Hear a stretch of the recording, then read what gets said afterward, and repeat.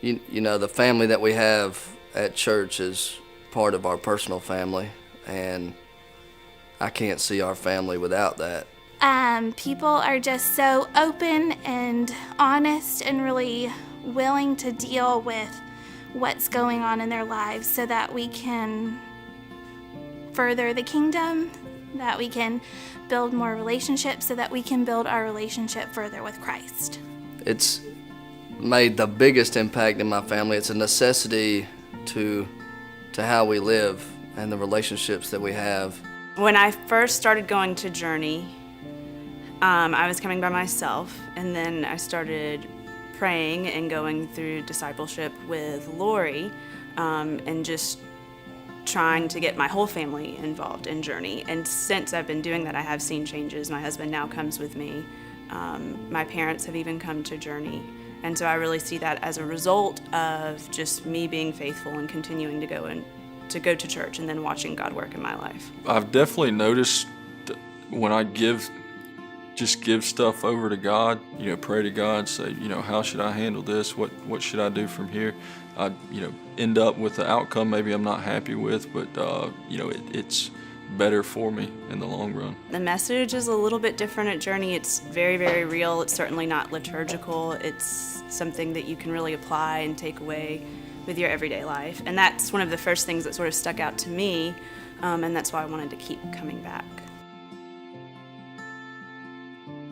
So being a part of discipleship has impacted me spiritually and then just in my day-to-day life by, first of all, I think just having someone to sort of talk through the issues with or questions that come up. So having someone that's there for you, that sort of understands, where you came from and who you are, that can support you, and also talk about sort of similar instances in their own life when they were sort of facing a similar challenge and how God worked in their life. And it's very encouraging and really gives you a lot of hope when you feel like you're not really sure what you're doing and you feel like you've sort of taken a leap of faith. It's good and really comforting to hear that other people have taken greater leaps than you have before and God has been there for them. And so that really just gives you the encouragement to keep going and keep trying and just stay faithful. If you're thinking about it, then it's sort of in the back of your mind. It's never going to hurt to try, first of all. And you really just have to keep an open mind and meet with different people and sort of hear how their story and their discipleship has impacted their life, and just don't be afraid to take the first step, because I think anyone you're going to speak to is going to say, I went forward with discipleship, and then these are sort of all of the great things or changes that we saw.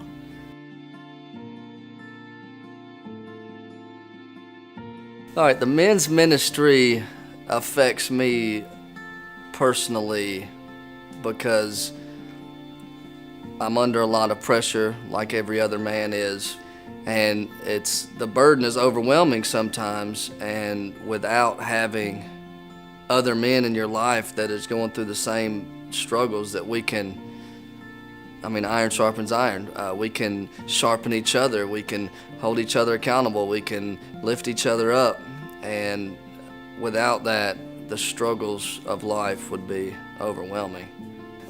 Well, we have the men's ministry breakfast that meets once a month.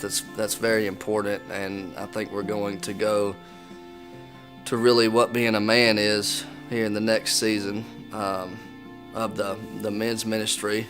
There is a Bible study, if you will, that is formed together every other Thursday at IHOP, and it's really like the blue collar Bible study. It's really the hard things of life and how to get through it. There's always somebody in the group that's struggling with something that week that really the other men just surround them, and we go through it together. We struggle through it together. We think through everything together. We talk it out, and it's supposed to start at 6, but we get there at 5 and leave at 9:30 at nighttime. So we're really doing life with each other, and I've seen a lot of growth in everybody, just the handful of times that we've met already. I think that for women and men, it's important to meet others who are at the same walk of life that you're in and who can share your burdens and also share your celebrations.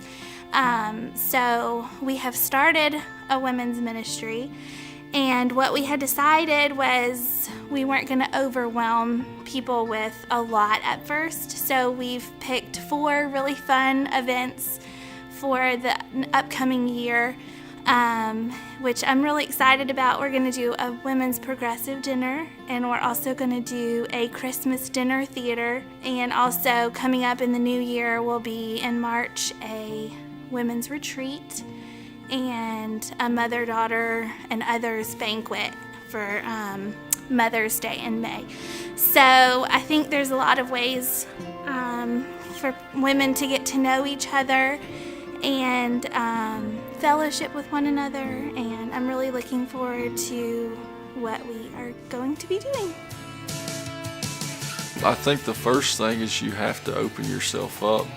There's multiple different ways that you can, give yourself over to God and let that transformation take place. One is being active in church, having somebody from the church in your life that you can talk to and discuss things with.